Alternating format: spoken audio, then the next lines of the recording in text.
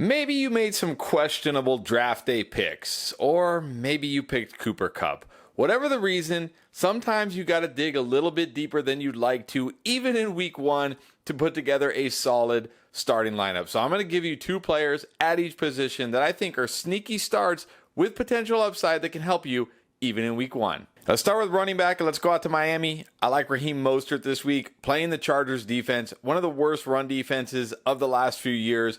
No reason to think that'll be any different this year. Last year, they allowed the 5th most rushing yards to running backs and the highest yards per carry. And we even saw last year in games with Raheem Mostert in this offense, he had juice. He has that burst still. He could pick up chunks of yardage at a time. And against a soft defense like this, I think he could put up solid RB2 numbers. When you look at the depth chart behind him, Jeff Wilson now on IR, which really opens up the path for Raheem Mostert.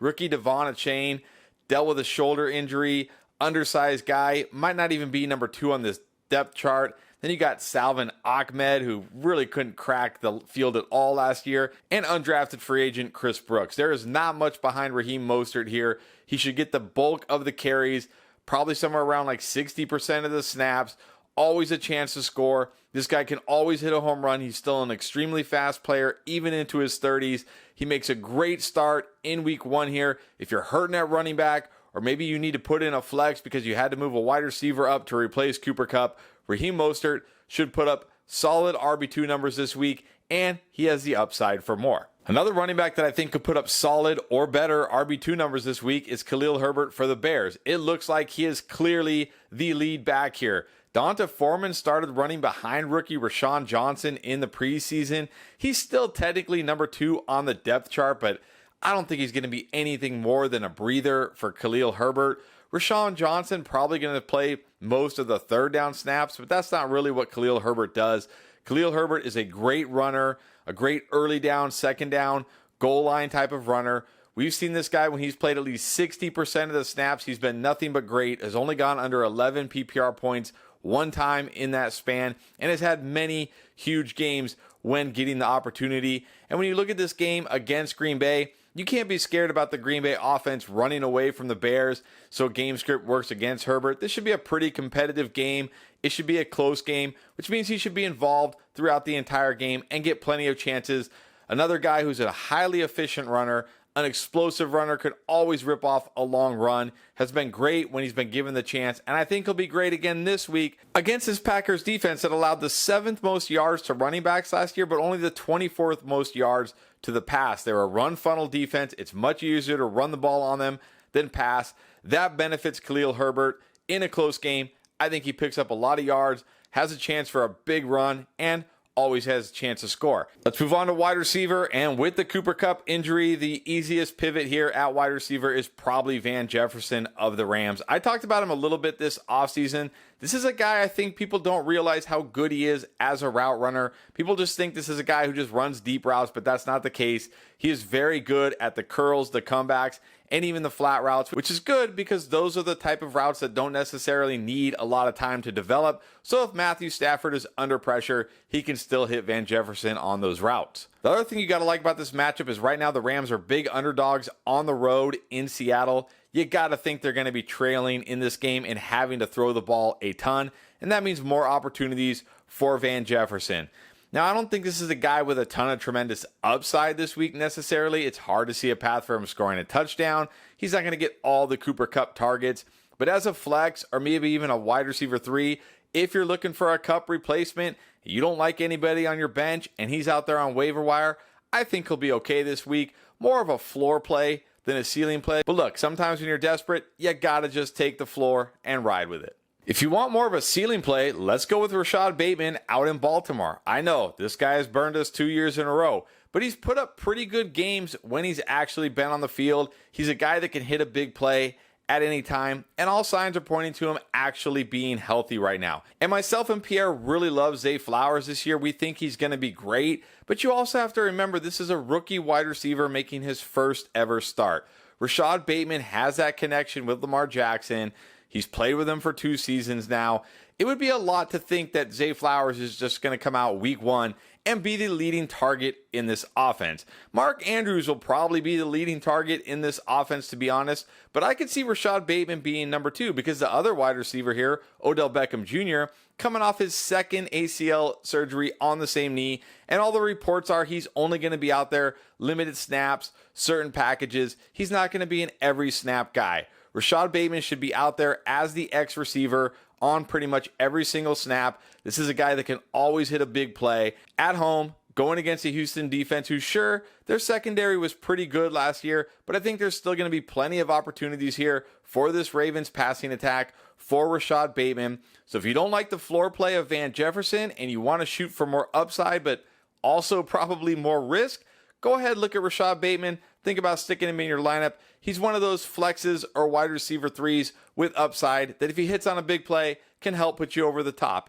in week one. Now let's go out to quarterback, and I really like Sam Howell this week. I see big possibilities for Sam Howell in this matchup against his Cardinals defense that we know is going to be absolutely awful this year. Number one, we don't have to worry about the Cardinals getting a huge pass rush on Sam Howell, so you don't have to worry about a guy making only his second start, being under pressure, turning the ball over, making bad decisions. He should be pretty comfortable in the pocket in this game. And all reports so far is that Howell looks great. He looks comfortable. Ron Rivera already named him the starter for the entire season, even saying things like, wow, if I knew how good he was, I would have started him last year. I also love what he can give you with his legs. If you look at his one start last season, he had 35 rushing yards plus a rushing touchdown. And in his last year at North Carolina, had 828 rushing yards. He's not scared to take off. He's a big quarterback, kind of like Josh Allen. He can take hits. He'll get chances to rush in a touchdown for you. I really like Sam Howell this week in this matchup. I'd even be starting him over quarterbacks in tougher matchups like Daniel Jones and Aaron Rodgers. Now, if you've watched us for a while, you know I like to pick on Derek Carr in fantasy and pick on him as a quarterback, but I actually really like Derek Carr this week as a streaming option. If you're in deeper leagues and maybe people drafted two quarterbacks and you got stuck with a guy you don't really like because he gets a home game against the Tennessee Titans. The Tennessee Titans, one of the biggest pass funnel defenses. Last year, Tennessee gave up the most yards to quarterbacks and the second most touchdowns, and I don't see that changing this year.